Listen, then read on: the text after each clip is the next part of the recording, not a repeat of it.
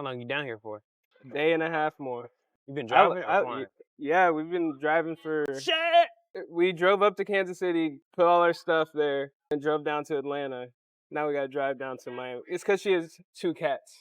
Fuck. I know. You gotta take them mugs on a plane. Exactly. That's what I'm saying. What's your name and what do you do? So my name is Sly Huncho, aka Mr. Spiceball, aka Mr. N. Mo. I like to say I'm an influential entrepreneur. I do borrowing content. I do social media marketing, content creation. I do a lot of stuff, really. What brought you into doing that? So I was cutting my hair off, trying to learn how to cut my own hair because I was going to college and I knew I wouldn't be back and forth so many times. After she taught me how to do that, she was like, you might as well cut other kids' hair. And what's your dream? My dream? To live forever. Live forever? Yeah. Why do you want to live forever? So when I say live forever, I mean like leave behind a legacy. My legacy is so strong that it's in the history books. People could look back and see my energy through the videos, through things I left behind, through anything really. So that's what I mean by live forever. Okay. What inspires you? The thought of being better.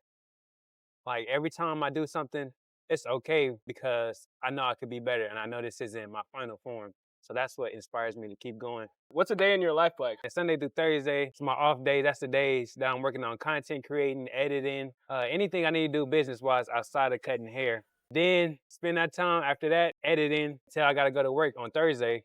So I go to work at like 12. I only work from like 12 to 5. It don't be that long. Only days that I work. That's a busy schedule. It's a little bit. It's a good busy though. Yeah. It's good busy. It mostly consists of editing and content creating. Yeah.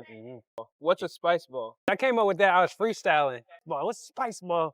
And then they kept just running up Spiceball, so I just kept using it and running with it because the audience ran with it. That's good. That's one of my tactics that I use for creating viral content is giving the audience what they want. So paying attention to what they say is gonna make your content explode. That's what I teach my students. Yeah. You said students, what you teach? I teach content creators and entrepreneurs how to grow and monetize their social media. In a niche, that's what my courses are for. That's what my ebooks are for. Because I'm teaching you how to literally take your social media from no followers, or little followers, to a lot of followers. Because this year, I gained 2 million followers in less than a year. I gained 1 million followers in 69 days. But I use strategies in order to gain these followers. Like people think, oh, just because he's funny, that's why he got all these followers. But it's a lot of people that's funny without 1 million followers. Yeah. How do you gain over 1 million followers in a year? The main key I can say is consistency. So I was posting 3 times a day, every day. Entertaining video, that's my voiceover. You know what I'm saying? I'm grabbing as many people as possible. Then my second post will be my marketing post. That's where I'm marketing my social media courses to the audience and just giving them free tips, free game, what they can do to boost their social media. And the third one will be my vlog. So I'm vlogging every day until I become a millionaire. I'm on day like 423. Jeez. So many vlogs, bro. Yeah. That's good.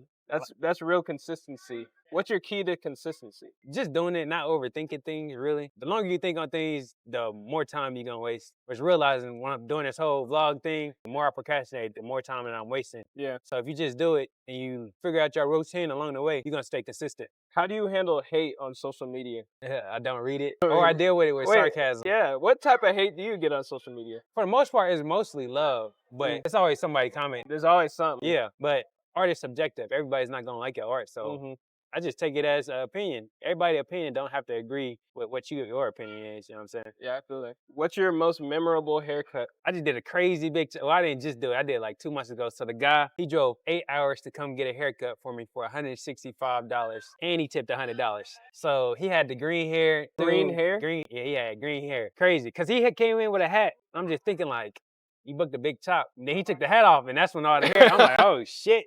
I'm like, I gotta get this on camera. So he was thinning real bad, had a fro. It was all crazy. So cut it off, gave him 360 waves, hooked him up with a hairline, crispy, changed his whole appearance, changed his whole life. That video, that went crazy. But then I did another video with a little kid. I was doing his voiceover, like everything he was doing. And that video actually is like 30 million views right now. Yeah. Yeah, that video really brought me more momentum to get the 2 million followers. Wow.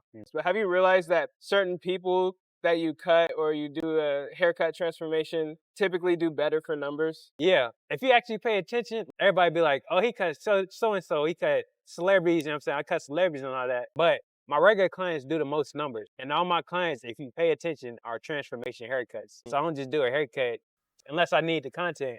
But I do the haircut more so for the transformation makeover because that's more my niche. That's what I'm into. Yeah. Why do barbers charge so much? First off, my time, what I feel like my skill is, the tools, in my opinion, shouldn't be charging that much, but some people should.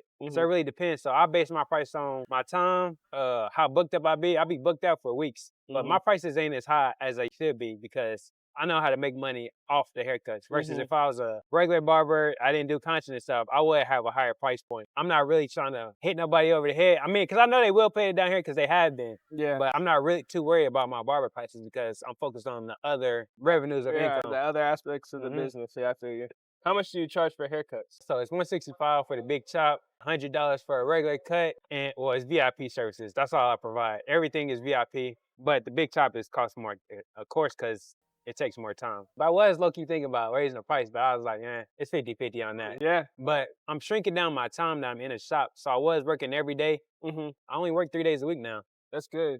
Yeah, I see why you're doing that. Like, you got to put your attention in other things when you're wanting to expand. What was your biggest point of your career where you found a key to your expansion? So the move to Atlanta, like last year, I already had it in my mind that I was gonna move to Atlanta because this is where I do and where I want to be, and everything that I do, everybody's doing, and they're doing it on steroids. I had that in my mind last year, but the closer I got to moving, I started getting more nervous. I was low-key thinking about backing out, questioning, like, should I really move? I can do everything I'm still doing here, whatever. Because I was already making 6 figures in college, like through cutting hair.